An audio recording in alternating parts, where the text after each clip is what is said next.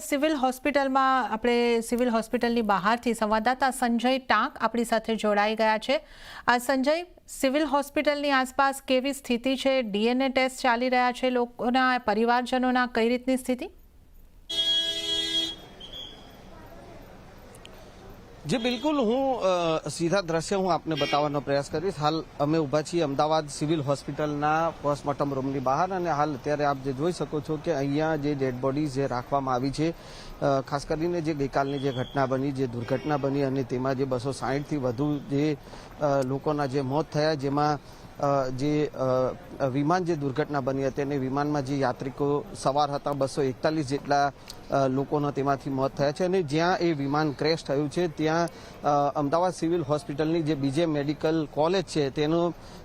જે boys hostel હતી અને ત્યાંના મેસમાં જ્યારે વિદ્યાર્થીઓ ભોજન કરી રહ્યા હતા અને ત્યાં એ દુર્ઘટના સર્જાઈ અને તેમાં જે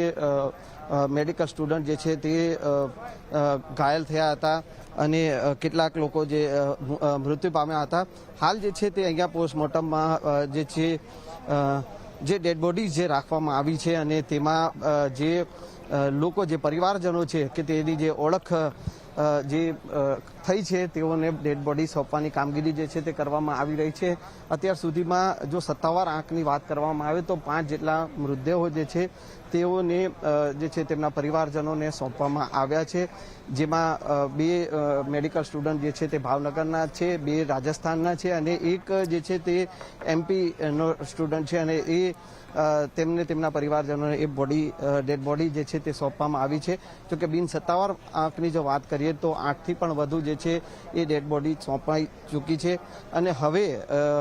જે રીતે આધિકારિક સૂત્રો સાથે જે વાતચીત થઈ હતી અને તેમાં પણ એ જાણવા મળ્યું હતું કે હવે જે પણ ડેડ બોડી જે છે કે જે આઈડેન્ટિફાઈ થઈ શકે તેવી ડેડ બોડી આપવામાં આવી ચૂકી છે અને હવે જે રહી છે તે જે છે આઈડેન્ટિફાઈ કરવા માટે ડીએનએ સેમ્પલની જરૂર પડે તેમ છે અને તેને લઈને એક વ્યવસ્થા છે। બીજે મેડિકલ કોલેજમાં જે કસોટી ભવન છે ત્યાં એક લેબ તૈયાર કરવામાં આવી છે અને ત્યાં જે છે એ જે પણ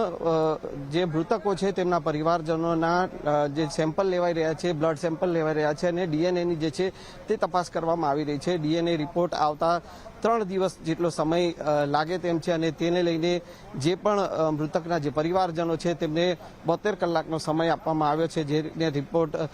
મેચ થશે અને ત્યારબાદ જે છે એ ડેડ બોડી આપવાની જે પ્રક્રિયા જે છે તે હાથ ધરાશે। પરંતુ અત્યારે જે છે એ બીજે મેડિકલ કોલેજમાં જે લેબોરેટરી તૈયાર કરવામાં આવી છે, જ્યાં 4 થી 5 જેટલા મેડિકલ ડોક્ટરોની ટીમ છે અને તેમની સાથે પેરામેડિકલ સ્ટાફ છે, એ તમામ લોકો જે છે તે જે પણ પરિવારજનો જે આવે છે તેઓના બ્લડ સેમ્પલ લઈ રહ્યા છે અને તેને બાદ એ ડીએનએ રિપોર્ટ માટેની વ્યવસ્થા જે કરવામાં આવી છે। જી સંજય, આ સમગ્ર માહિતી આપવા માટે આપનો આભાર। તો આપણે